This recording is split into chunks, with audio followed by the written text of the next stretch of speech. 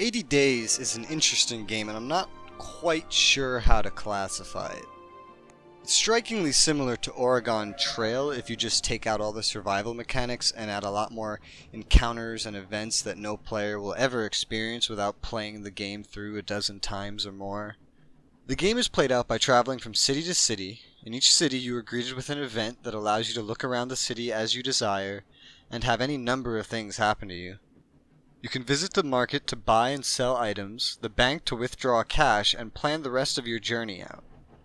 While traveling, you also encounter similar events, and the goal is to circumnavigate the world in 80 days. You have to pick your path and balance your budget while attending to your rich master of whom you play the servant.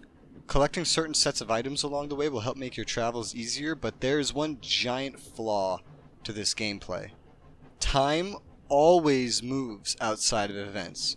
You have no time to leisurely play this game and examine where you are or what's on the market because you're always on a time crunch. And to make the time crunch even worse, usually upon arriving in a city, you have only about a minute to do everything you need to do until it's too late in the day to travel. So now you have to spend money and sleep at the hotel because there's no pause button for time and it passes ridiculously quickly. If you want a casual, relaxed game to play, then this game's just not for you. The events are so long and filled with so much text too that the devs clearly want you to enjoy, but you'll probably find yourself trying to click through them extremely quickly in pace with the anxiety-riddled hurry up or you'll miss the only train out for the next week gameplay that the rest of the game forces onto you.